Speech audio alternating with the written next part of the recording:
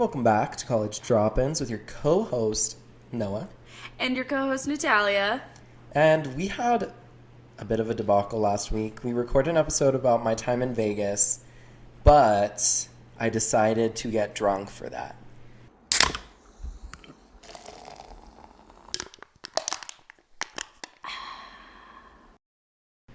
So, it didn't turn out good.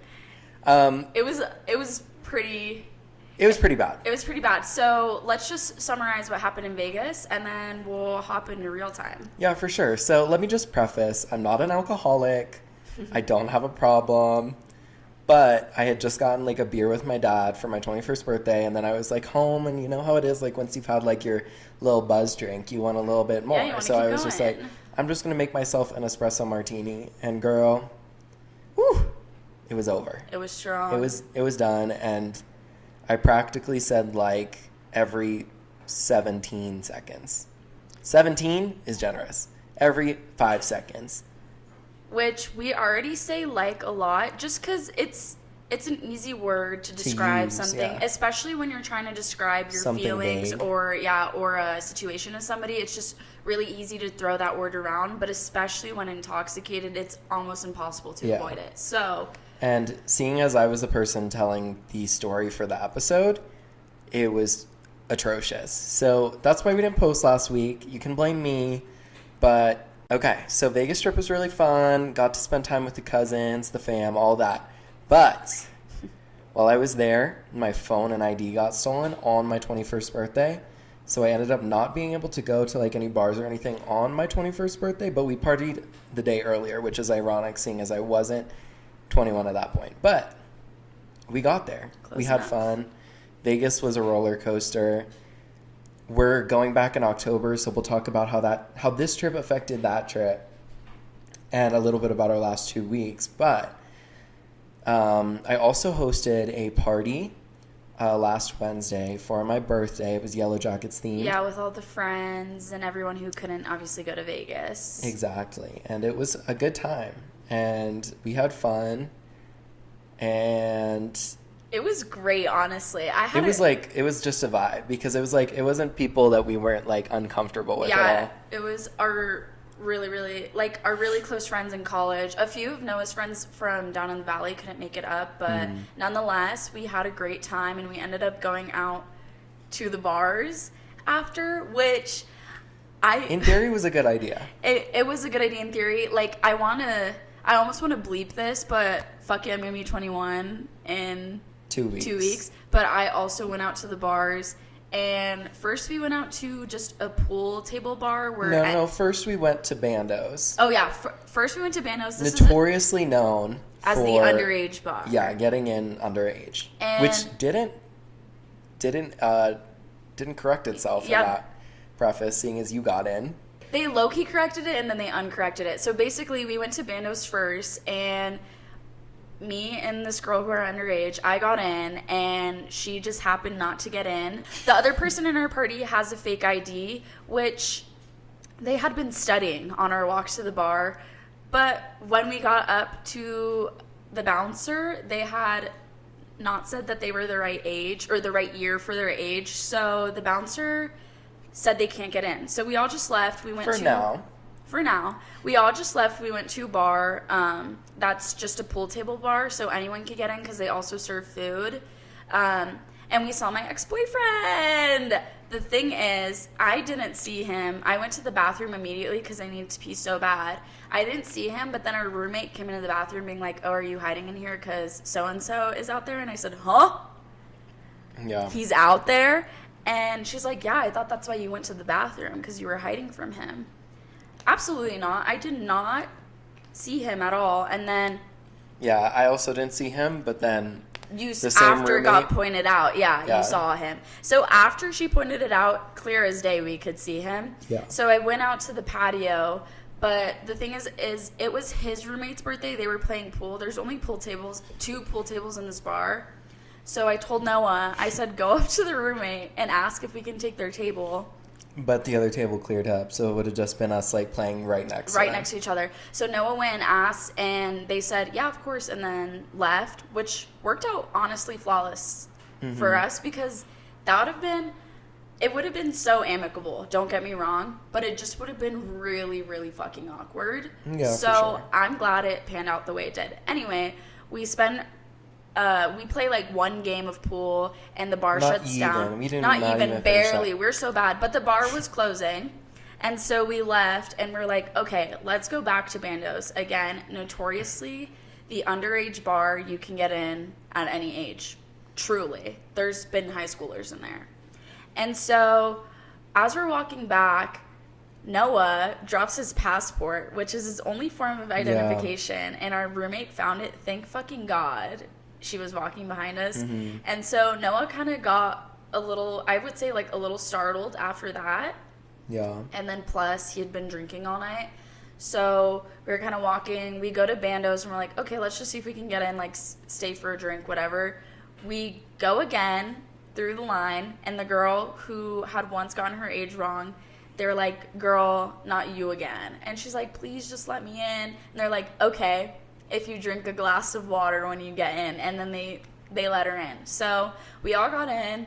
There was genuinely nobody there.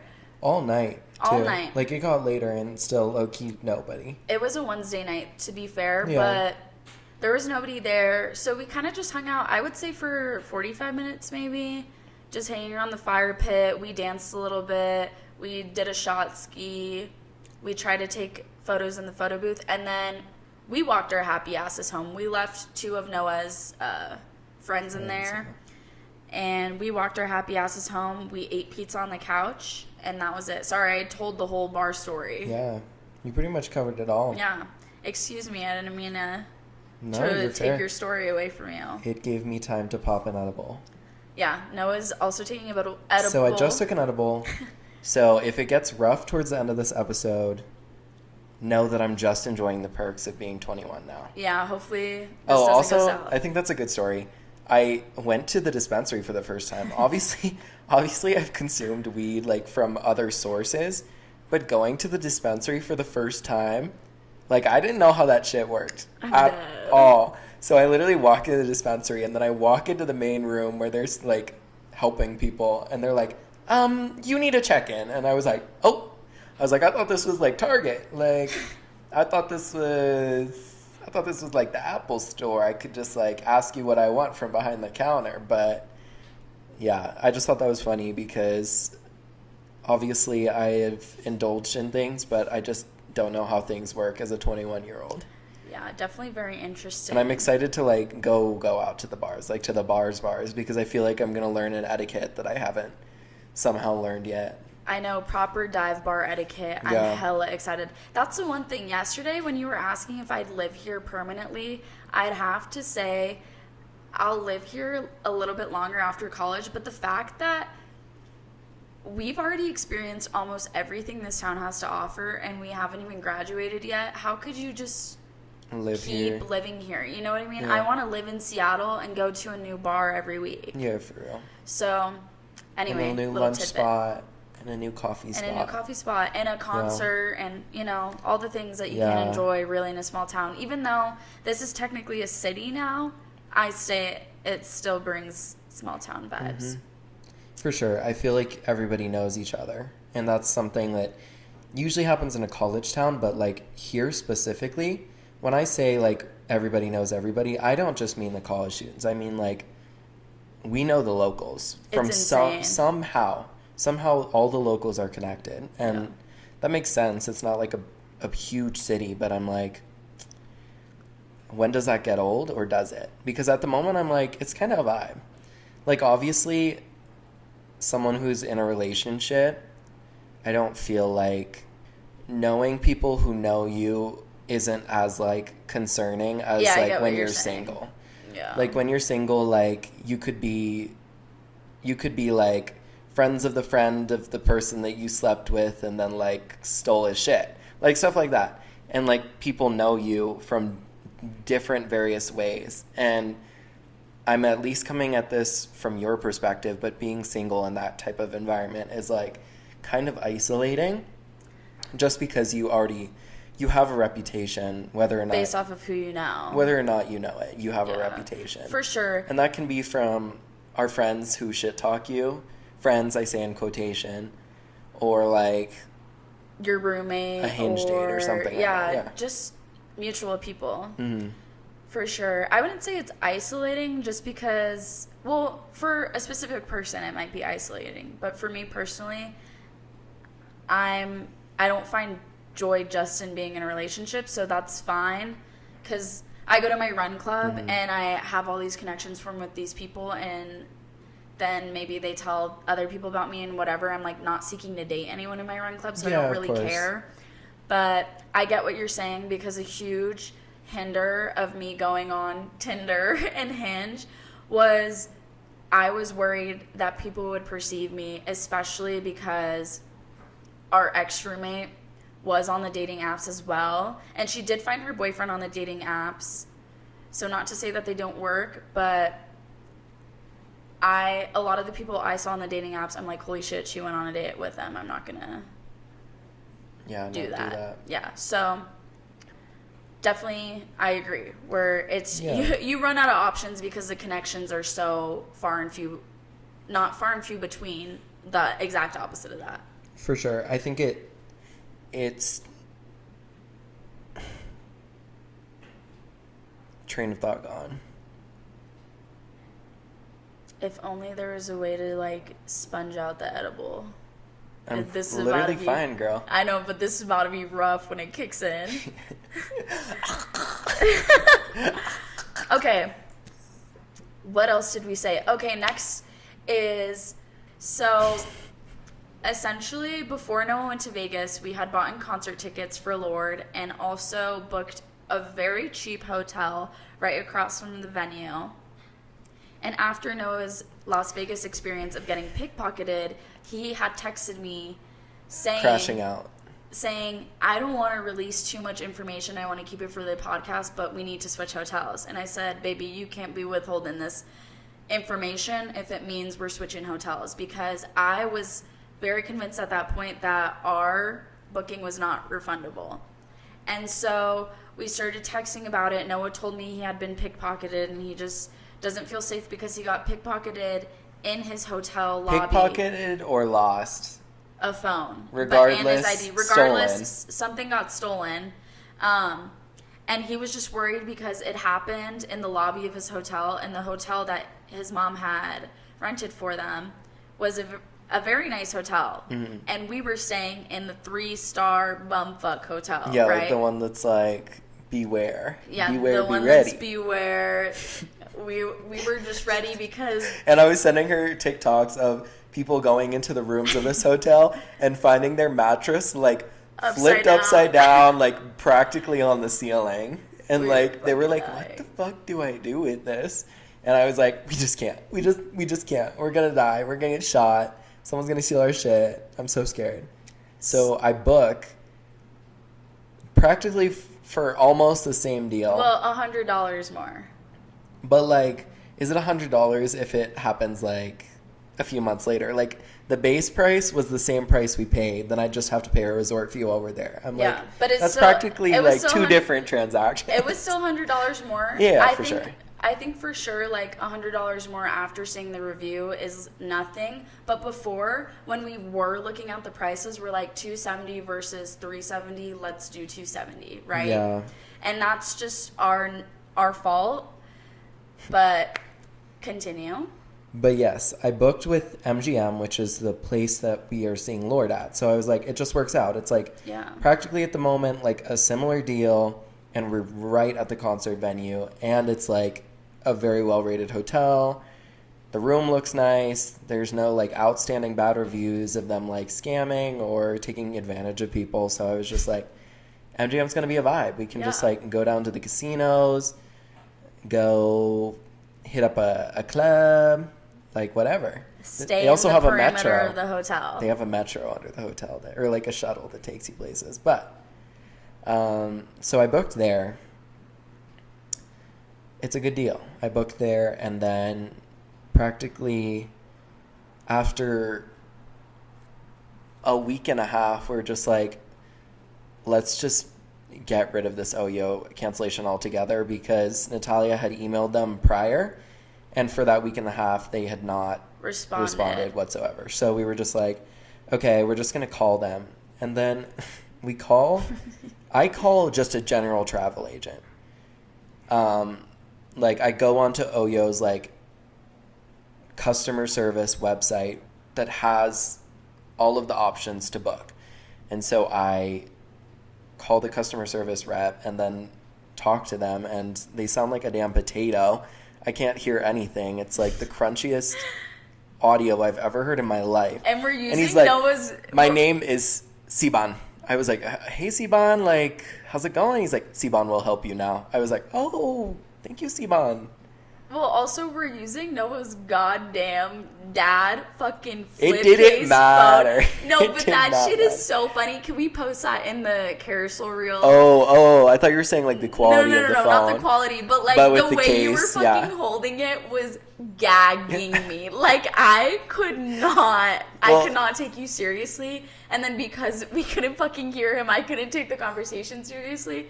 And then because the quality was so low, I told Noah, what if he's scamming us for our information? Like, hang up right now. So let's call hang up. And then number. Then we call the hotel's customer service. Yes. As opposed to, like, the branch's, like, representative who manages bookings.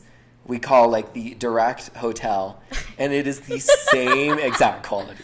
It's the same exact quality, and I'm like, this is the first sign that we cannot be staying at this hotel because they can't afford a damn, like, iPhone in 2025. Oh, yo, do better.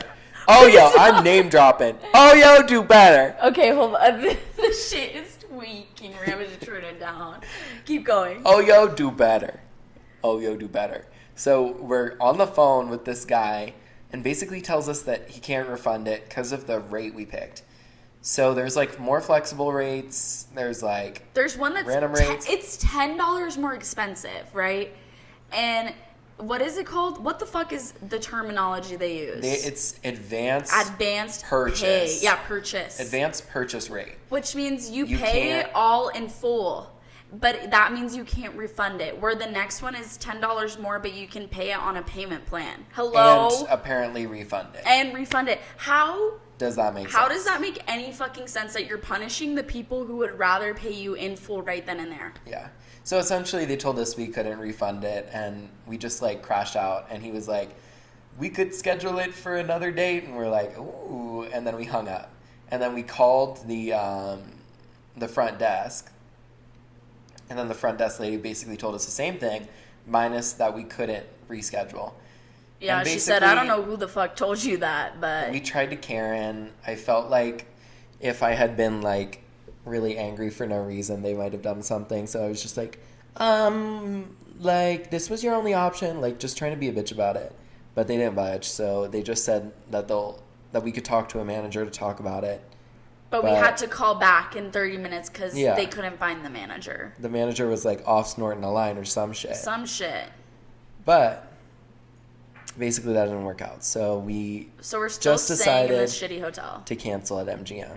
Yeah. And to pregame it, we watched all the bad TikToks, and we're prepared not to use an elevator. We're prepared to bring our own bedding. We're prepared to film before and after footage of our stay, to take our shower before. Yeah, we're literally not showering when we're in Vegas whatsoever. I'm so fucking dead, but it's gonna be fine. It's gonna be the best. If we time shower of our at lives. like 11, we'll be good for the rest of the day.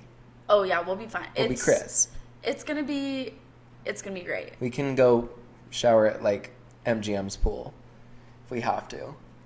Yeah. We can like scrub in there. Or again, if we no wait, that doesn't work. I keep forgetting that wouldn't work. Basically, they'll let you cancel, but they won't refund you the money if the elevators are broken and you can't go up the stairs, right? So no, that's not even it. They'll let you cancel, but they charge you $160. Yeah, no, they charge you money to cancel in advance, right? But remember that one TikTok of the guy saying they offered to cancel us for free because the elevators weren't working and someone in our party needed. Yeah, we were like, what if we say we're disabled? But then, so sorry if that's controversial. Yeah, but we're like, what if we're disabled? No, but then and we can't. We need an elevator. But that's the thing, though, is that guy said that they would only allow them to cancel it. They wouldn't refund them still. So I keep forgetting that it's not going to work because regardless, we won't get refunded. Yeah. So basically, they're hoes, they're bitches. We hate them. We got scammed. Oh, yo, do better. Oh, yo, do better. Yeah, we got scammed, but also... What else is new in Vegas?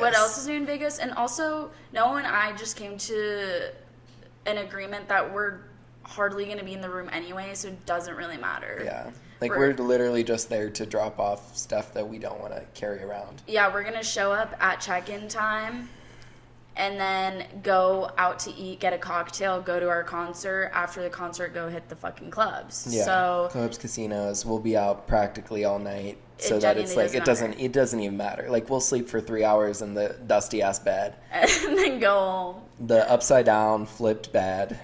We'll sleep in it. I'm so excited. That one guy's TikTok geeked me so hard. Like, I found him so attractive, I didn't even see him. Just his humor really drew me in. This guy's TikTok feature, like, he like walked up to the nightstands and there was like drawn out lines of coke on the nightstand. Free I was coke? like, let's fucking go. Bruh, I was like, we're gonna die in this hotel, but like, we're gonna be okay. They have $1 blackjack, and I'm really excited for that. Yeah, and they gave us $10 casino credit. Do you know what you could do with $1 blackjack? Well, we can play 10 times. You could win $2. Yeah, you could pay like 20 times. Yeah, and then it's like 50-50 too. So maybe they gave us a $5 Uber credit. Anyway, yeah, it's gonna be for that. We need to bring Jane and Abby on to talk about our experience because our friends. Yeah, we can. Our friend Abby and her like middle school, high school, childhood best friend Jana, they're also going with us. So that'll be such a fun debrief. I really, really want to get content that week. The reason Noah has no content is because his phone did get stolen. No iCloud got backed up, but he did film for you guys. So we are horribly sorry. It was a bad series of events. And you know what? The story that I told on the last episode, like about everything, was fine. But again, I sounded like I was really struggling, but I just wanted an espresso martini. And that urge won. And you're valid. And that podcast unfortunately got ruined because of that craving. We'll never see the light of day, or maybe we'll release it as a bonus episode if people really, really want it, because it goes into depth, into detail. And all of the details sprinkled with likes all over it. I was like, my mom was like she was saying like, and I was listening back to it. And I was absolutely just horrified. I was like, wow, do I say that all day, every day? I think we both say it fairly often. And I feel... But more than other people? I think so. And I feel people are going to pick out when we say it now in the episode just because we've talked about it. We've made it people aware of it.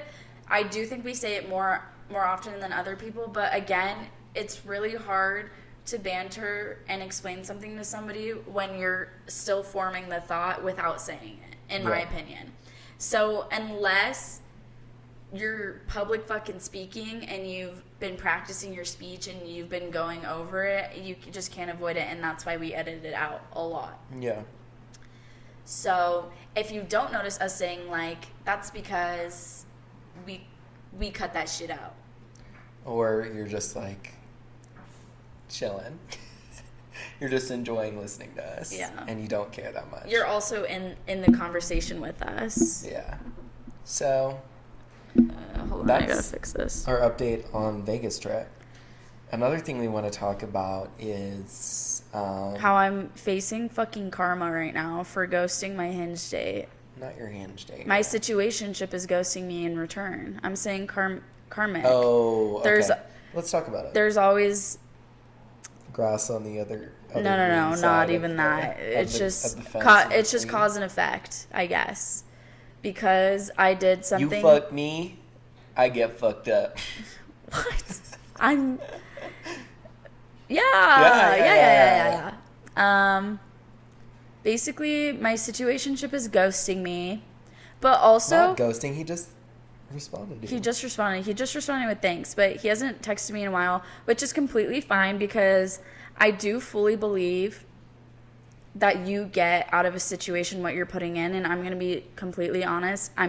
I wasn't putting in that much effort just because I was explaining to Noah, I feel as if I didn't have enough time with this guy in person to really, really form an emotional connection. And therefore, because we are technically a long distance situationship, it's not the same, because you can form an emotional connection to somebody online, but not when both parties are busy.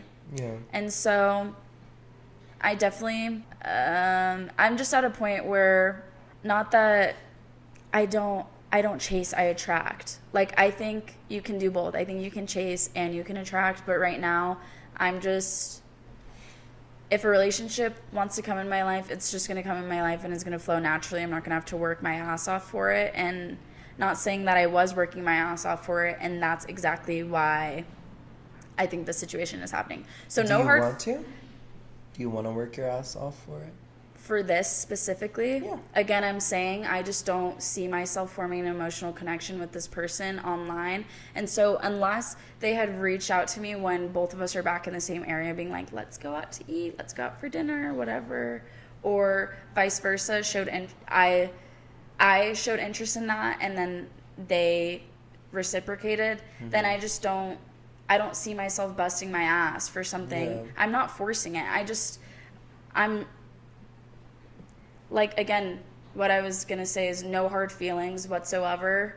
No hard feelings whatsoever. I completely understand, because, again, I don't think fuck you. Just no, kidding. I, again, don't think I was putting in the amount of effort that he would have wanted, but also I wasn't really seeing the emotional reciprocation that I would have wanted, and it just comes down to communication, and we did not communicate explicitly what we were expecting from each other. We kind of loosely laid down the terms, and so, of course, when you don't explicitly say something, you're both going to walk out with different expectations, and that's completely okay with me. And whatever happens, happens. So anyway, it's his birthday today. And I had texted him, I swear to God, I think it was like 2 weeks ago. I had texted him 2 weeks ago. He didn't respond to anything. And then Noah's like, well, at least just say happy birthday to him, because at the end of the day, you two can be friends. Which is so true. I think I'm a pretty amicable person. Yeah. I talk all this shit behind closed doors, but at the end of the day, if I see a person, aka my ex-boyfriend, I'm not fucking running up to him being like, fuck you, you piece of shit, because Even when I you ain't should. about that. Anyway, so I texted him happy birthday, and he did finally respond. He liked it, and he said, thanks. I'm just gonna like it back. That's my karmic lesson for the month, that I shouldn't be expected to be treated like a princess if I'm not gonna put in the Treat him energy. like a king. Yeah, if I'm not gonna treat him like a king. So definitely my lesson learned. And Noah did tell me that it's not okay to ghost people. And while I knew that, It depends the circumstance. It depends the circumstance. I definitely said that if you do not text him a happy birthday, you're fucked. No. You're at least friends. But also, same with my Hinge date. You're like, Natalia, you need to tell him that you're just not interested in seeing him anymore. And I just couldn't. I couldn't swallow that pill, because that made me uncomfortable telling somebody that I'm not interested in them.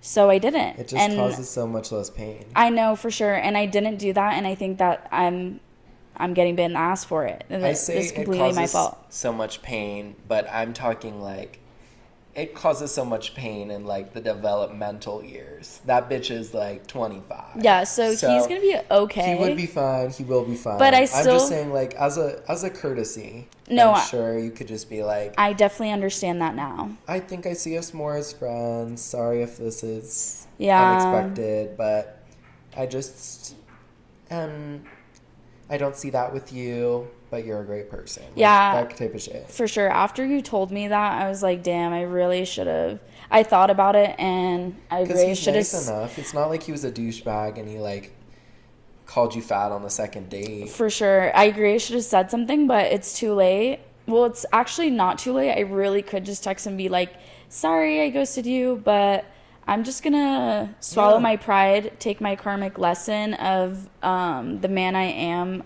more interested in ghosting me back, as I'm never doing that shit again. Yeah.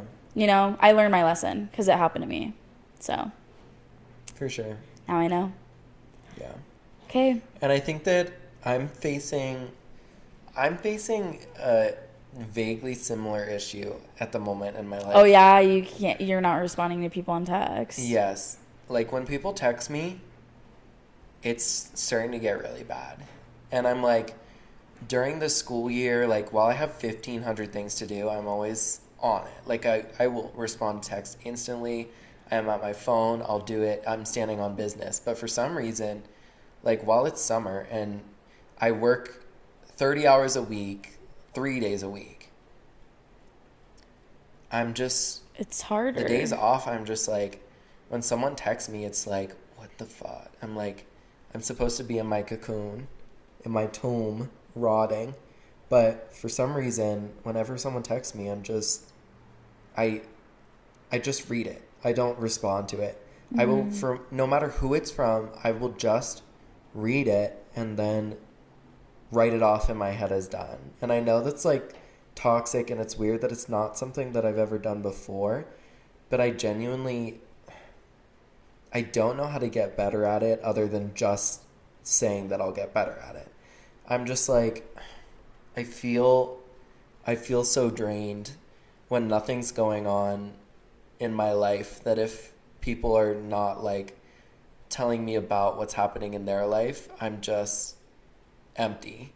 So like if I'm not receiving something of substance that I can respond to from someone else, then I'm just like shut down. Like if someone asks me about my day, I'm like, wow, like, well, you didn't do how anything. was my day? Well, I like maybe exercised to some capacity, went and did an errand and cleaned something in the house. That's it. I'm like, yeah. how do I respond to text when my life has no substance in it? And I'm not saying that I don't have hobbies or interests or stuff like that. I'm just like, I feel that it's harder right now for some reason, and I don't know why. Maybe I'm depressed or something. I think that it's perfectly normal to like stop responding to people or take less interest in a conversation when it's something that you've engaged in every single day and your day already feels repetitive. Yeah. I think that is perfectly normal. A huge like block in my relationship, my last relationship, was the fact that I felt we didn't need to be texting all the time, because if I'm doing the same thing every day, like, baby, you already know what I'm doing. I'm not going to go on my phone and tell you again. Also, I feel as if those moments when you do tell them in person, they're just far more special. Or at the end of the day, when you sit down and you can read exactly what they did all day, I feel as if that's less repetitive and obviously allows you time to read through a plethora of things to actually respond to. And then you can also in turn reflect on your day and your emotions. It's like journaling, you know, but with your partner or whoever you're texting. So I think it's perfectly normal to not be responding to texts like right as they happen. You know, if your mom texts you good morning and this is your fourth day in a row texting good morning and you haven't, you know, you're like, oh, I haven't even really started my day anyway. I'm just like watching TikTok in the morning. You know what I mean? Like, you're not going to respond right away. Yeah. And I think that's like your mom calls you, and that's far more meaningful of a conversation because you can like sit down and really banter back and forth with each other, even if it's something really simple and short. So all this in short to say is I think what you're feeling is perfectly normal. And I think you still do engage in conversations that are far more urgent, or just somebody telling you something that you are interested in. Yeah. I don't think there's anything wrong with that. I feel like we're starting to... You asked me the other day meaning like weeks ago, you were just like, I feel like I'm so socially awkward, or I feel like I sometimes like misread things. Yeah. Or to some degree, like you're becoming far more self-aware of everything that you say and do. And I've noticed that too, not only because I'm like definitely extremely socially awkward in certain circumstances. Sometimes I vibe, but when I'm in any kind of formal or not comfortable setting, I'm like movie type shit socially awkward. Really? Because I see you interact with people, and I think you are so, like, suave and normal about everything. I'm honestly jealous of it. Anytime we go out and you talk to people, I'm like, he's so cool. He just can talk to them. Well, then maybe it is what we're talking about, being more self-aware about our bad moments. And I think that is the prefrontal cortex coming in, is self-awareness. Because so I'm like, as I said the other day, I was like, literally, though, I feel like the only time we weren't self-aware was when we were most destructive, and that's in high school. Like, when we weren't socially aware of what we were doing. Yeah. And literally just watching everything around us, barely, like, not putting ourselves in any accountability for what we were experiencing whatsoever. It was just something that we were experiencing. Mm-hmm. We had no social awareness, or I feel like I didn't. Or self-awareness, I should say, of what I was doing, of even how I presented. I look at myself then and I'm just like, I feel like I wasn't thinking about how I was presenting myself in any capacity. Yeah. And obviously that's becoming more relevant now as we're going into the job field or the job market, whatever. However, when we're trying to get a job and we're finishing college, and it's like, after this point, we're supposed to know exactly who we are. And so it's just like, if we're starting now to feel socially aware, how are we supposed to do that by the end of college? I don't know. Did that rant make sense? I think, yes, what you're saying. I think to top on that is that we're not supposed to know who we are after college. And I think that's a cliche from based off of movies, etc., TV shows, etc. I don't think our parents are expecting us to know who we are. I don't think our friends are going to know who they are. Very few, if any. And I think that's what's normal. There's people who are fucking crazy, partying, whatever, till the age of 28, and it's still a little frowned upon, but it's still like, damn, they're in their 20s, they're still trying to figure shit out. I think once you get into your 30s is really when you have to have a lay of the land, like, this is how my life is going to be. And regardless of what you choose, if it's the party lifestyle, the bachelor lifestyle, the settle down, have kids, the focus on my career, that's up to you. But I think that's the point in your life where things truly, truly start falling into place. I guess. Yeah, I think we just have this huge cliche, because also listening to our old podcast episode of us turning 20 and discussing our career goals and our life plans, that has not only changed in the last year. Let's pull it up. You weren't even really into journalism. Isn't that fucking crazy? Like, that has not only changed in the last year, but that just shows you that it is such a cliche, because we thought we should have had it figured out at 20, and now we're turning 21 and we still don't have it figured out. And then we're going to turn 22, same thing. We're going to turn 23. Life is just changes so fast and is so vast. And something that really sticks with me is my dad, especially when I went to California with him this last weekend, is my brother told him the other day that he really, really looks up to him, because my dad taught him that at any age you can accomplish anything you want to. Because my dad started writing books very randomly a couple years ago, and he was in his late 40s. He's like in his 50s now. And it just shows you that at any age you can choose to change. All this to say is that we're changing. I think a lot of it has to do with, obviously, our prefrontal cortex developing actively, and then also just as human beings accepting that we are not where society has to say we have to be at all times. I don't know. I want to hear like outside voices on like whether or not you feel like socially awkward and stupid. Like I do all the fucking time. I think I'm regressing fully. Well, I don't know. Okay, I'm going to share a story with you, and if you have one similar, share it with me. So, this was more in a professional setting. Obviously, a setting I wasn't comfortable in. I was going to this convention for Arizona media, like this little lunch. Not little, but like it was just a lunch. Mm-hmm. It was only to like give awards, stuff like that. And I get in a car with a bunch of these other people. I'm there with my friend who's also in the news program with me, but I'm talking to other people, or I'm in the car with other people from different media platforms. So like newspaper, or I remember this story. Newspaper, Radios, thank you. Yeah. That's pretty much it. Like newspaper, radio, sports, different forms of journalism, Yeah. all in the same car. And I'm like, what the fuck?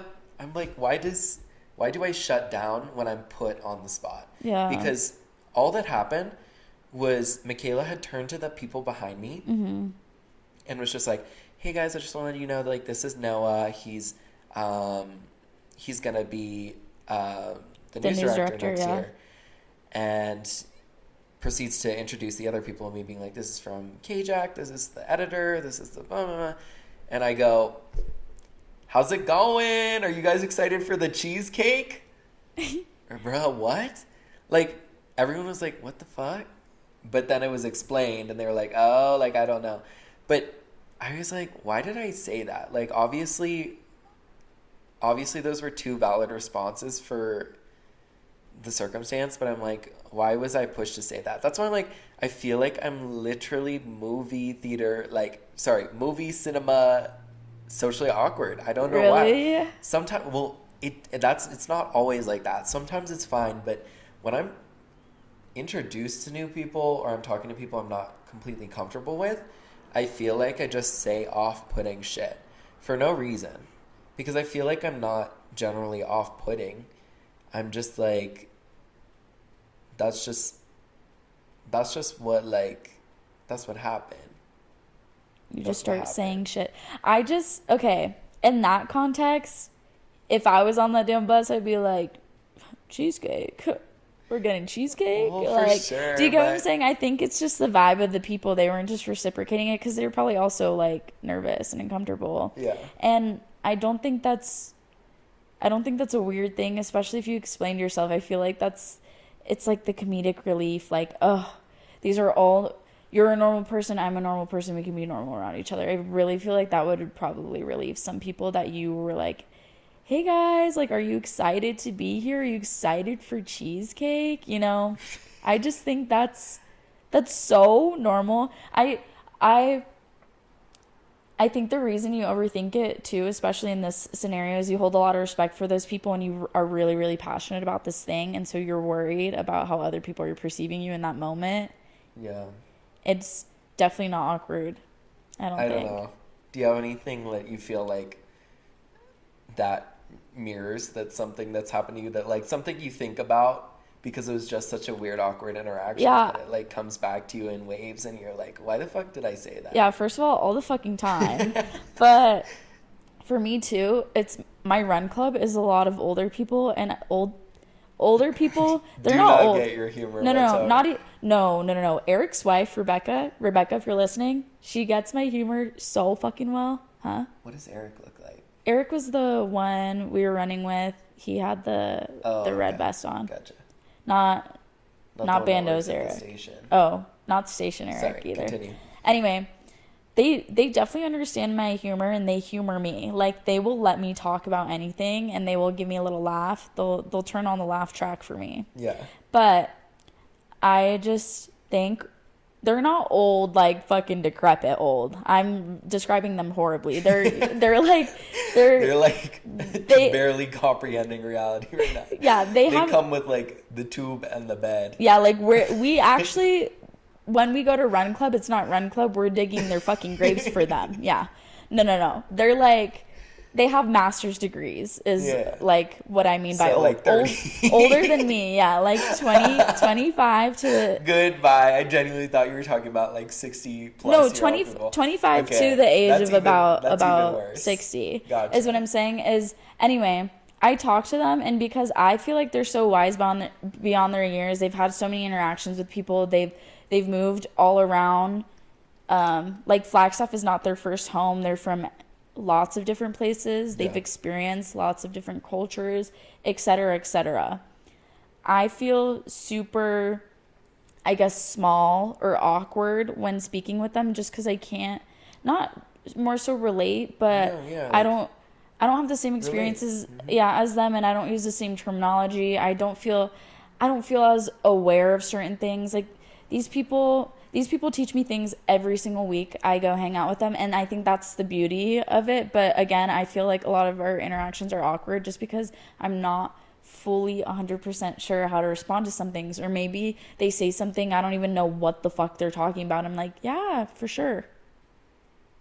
So I think that's where I understand too, where I'm like, I really do care what these people think about me, because I appreciate them coming out to not only support like my run club, but obviously it's a community like where we can all relate on one thing at least. And I think that's something that's so special. So for you, I assume when you walk into NAZ today, you not only respect your peers, but you just hope that they would respect you too. And so when you have those little interactions where you're like, that was kind of awkward, since they don't know you that well, you're kind of just like, I hope they don't think differently of me or think I'm weird, or but I don't even like work with these people. That's the worst thing. I was just like, hello.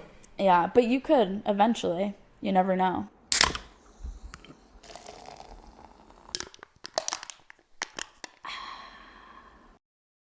Time for our hypotheticals.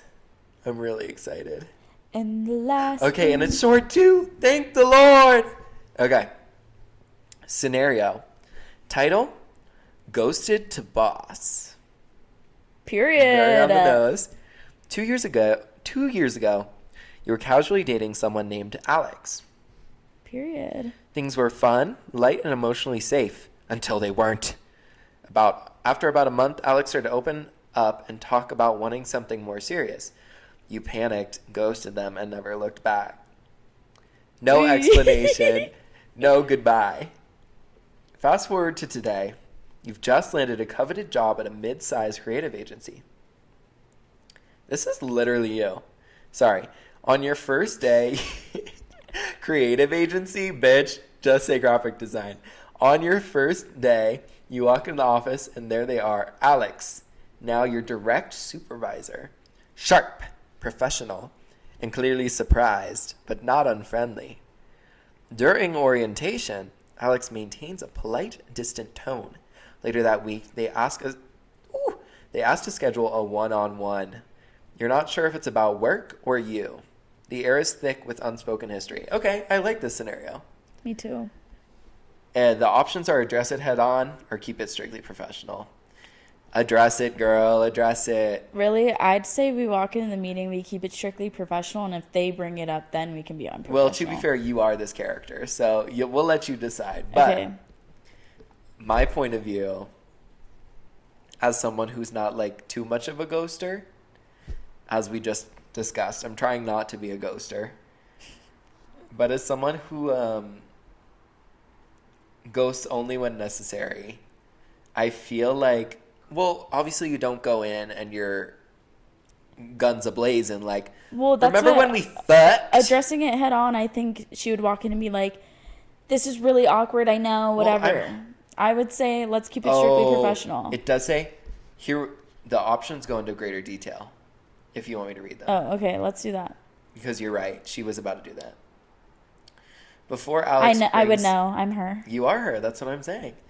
But before Alex brings anything up, you start by apologizing for ghosting them. Yeah, I think B. You keep it sincere, acknowledge your immaturity, and make it clear that you respect them as your boss now.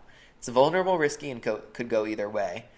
Keep it strictly professional. You pretend the past never happened, and you keep the conversation focused on the job. You act like you don't even remember the ghosting.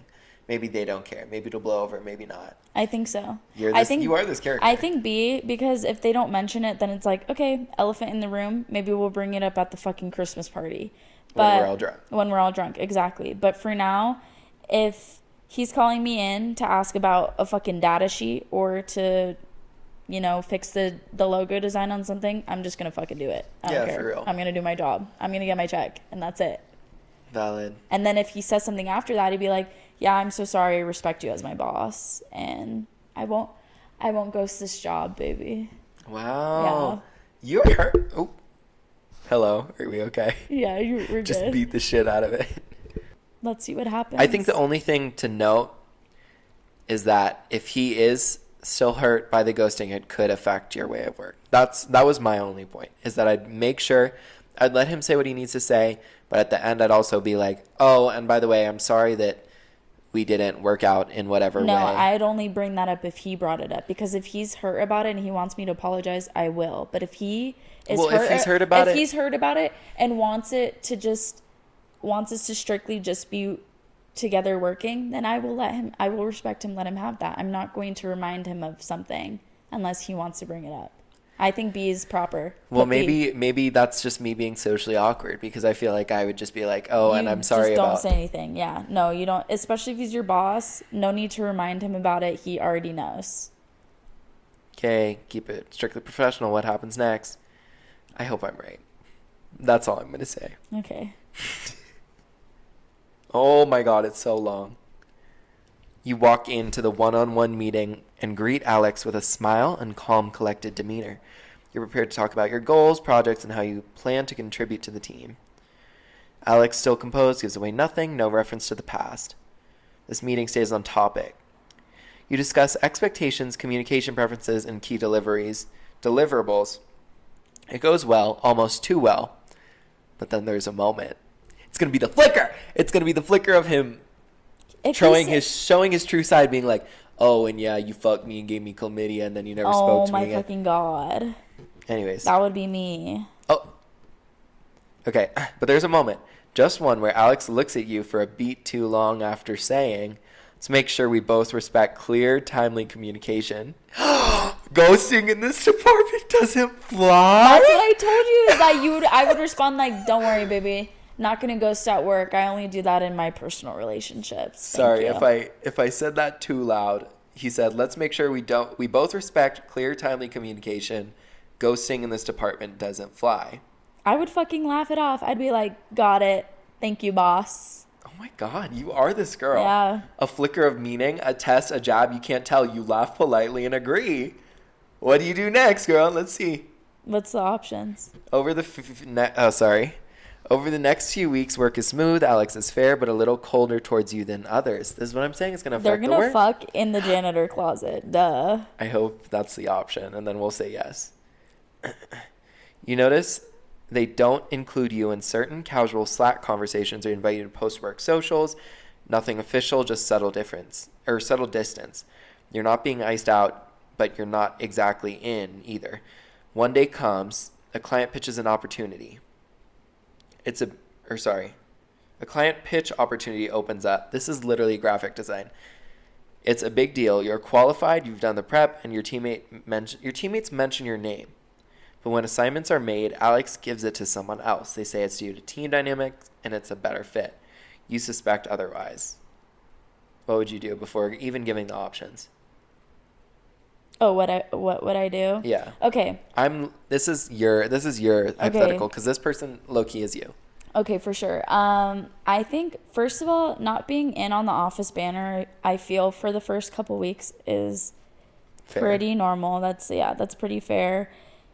Unless they're like very purposely excluding you, but especially in like my small office, my two coworkers, quote unquote, they're basically, everyone's my boss. Mm-hmm.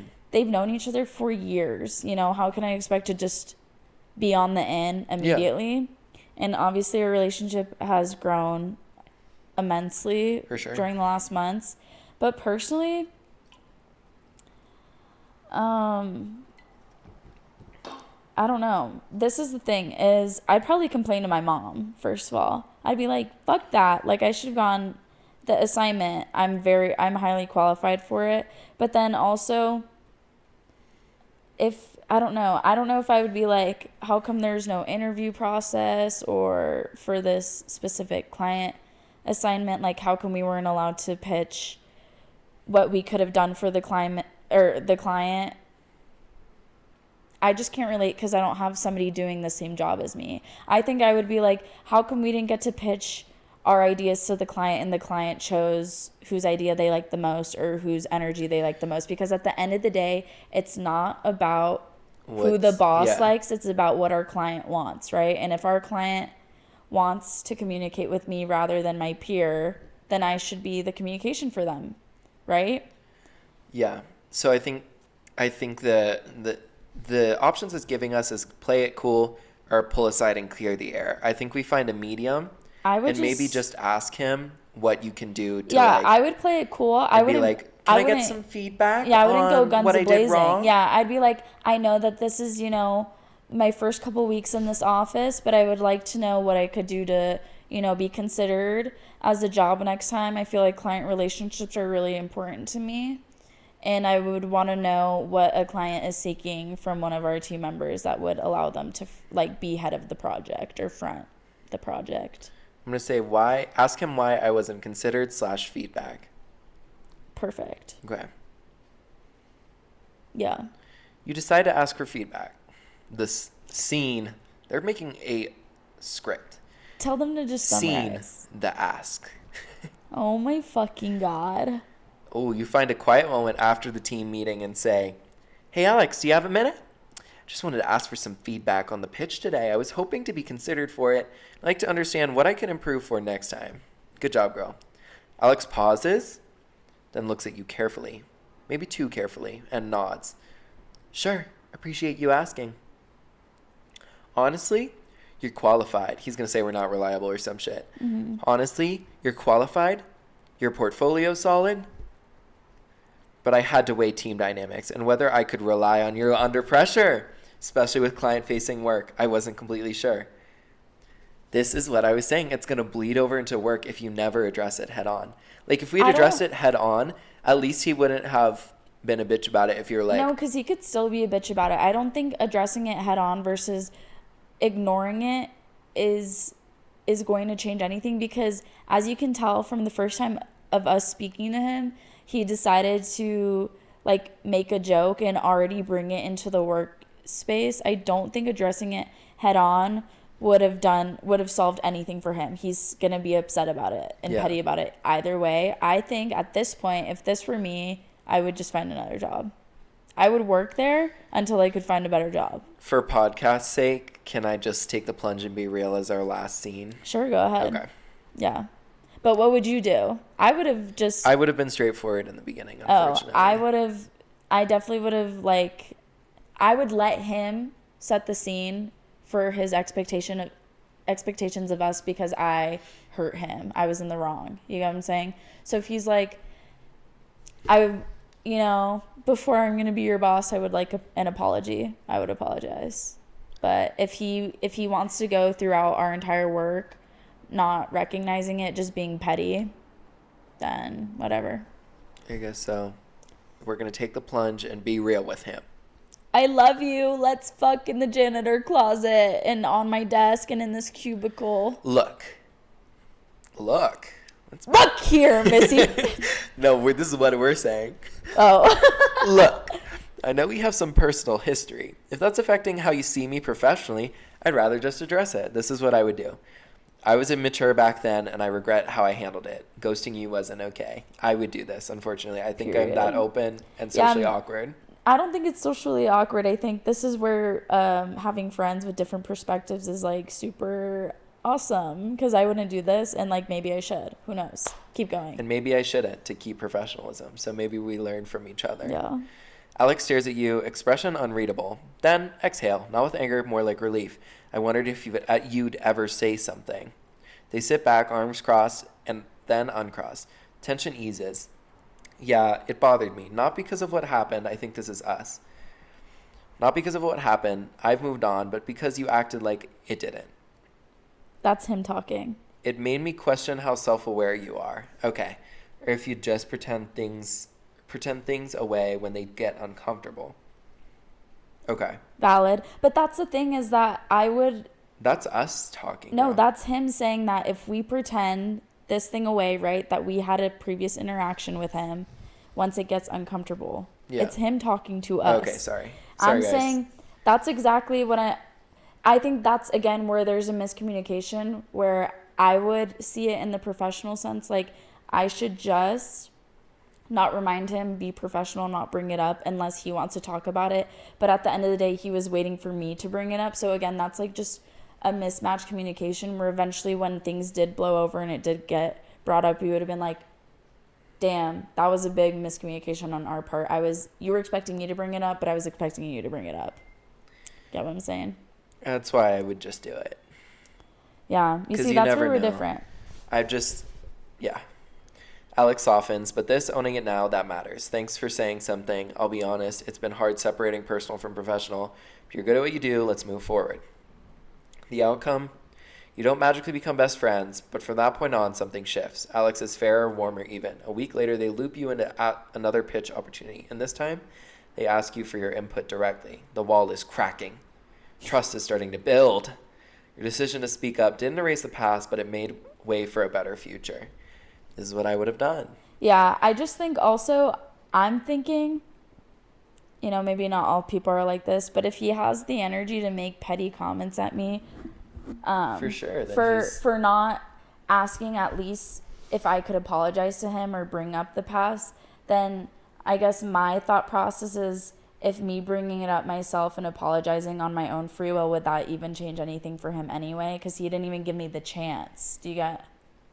He said. Well, he said during our fucking meeting, like while we were talking about shit, immediately was like, "We don't ghost people in this company," and I'm like, "Haha, lol, okay." In your scenario, and what like your dilemma was, like, sure, professionalism is a thing, and obviously he shouldn't be making digs at you, but at the same time, that's proof, or that's a sign that he thinks about it, or like he recognizes it. Yeah. So it's either he perceives you as someone who's actively avoiding something in that situation, and if you were to apologize and he didn't care, he would just be like, okay, thanks for apologizing, we're all good. Like, he'd just get reassurance at that point. So I feel like in this scenario, there's no point in not going head on, but that's just my perspective. Because obviously professionalism is important, but coworkers are pretty much all that you have professionally, and if you don't communicate with them openly, then like, what's the point? Like, yeah, I agree. I think professionalism is important, and if he was going to keep it the same level like that whole time, like if he was also because he just said he had a problem separating the professional from the personal, and so I think if he didn't have that problem, it would have been fine to not address it, but because he did, it was something that we needed to address, and it got addressed in the end. Yeah. So. Well, that's our hypothetical. Yeah, that was a good one. Yeah, I really agree. That was such a good one. Learn something from Noah again. And learn something from Natalia. I learned the same lesson twice in one episode. Don't ghost anybody. Yeah. Yeah, for real. It always comes back to bite you. Yeah. So genuinely. This is why I'm like, that was like reflective of your Hinge guy. Like, even though that he could hire me. Yeah, he could hire you some fucking day. And it'd be better now to just be like, hey, sorry, I'm not interested. Because if you ever ran into this scenario, you'd have to deal with this. And that's okay. You might deal with it wrong. World War III is quite possibly going to break out. Happen, so who knows if even having a job will be an option in a couple weeks. Anyways. God. Yeah, if you want to see if we didn't get blown up, check back in next week. We'll see if we're still here. What? Do we have anything exciting going on? No. Within the next week? Definitely not the next week, but the week after that, it's my 21st. Yeah. Next week you're going on vacation. Yeah, but that's going to be after or before we film. Yeah. Or after. So after we film, yes. We're going to film and then I'm going on vacation. Yeah. Anyway, so we'll probably find something to discuss next week, I'm sure. Yeah. You know what's next week? What? The Lord album. Also after we film. Fuck. Because I was going to say we could talk about that. I know. We'll have a lot to talk about the next 2 episodes. But next week, we're going to find something. We're going to find something interesting. It'll probably come to us on one of our walks. Definitely will come to us randomly. But anyways, if you want to check out our awesome Instagram posts that happen like once in a blue moon, check out at college_drop_ins. There might be a D in front of it. I don't know. We need to keep everything the same across all the platforms. But it's college_drop_ins. Okay, on Instagram. Then on YouTube, it's at College Drop-ins. Drop-ins. And on Spotify at College Drop-ins. So drop in. Drop in when you can. Drop in and don't drop out. Thanks for listening. Bye, everybody. Goodbye.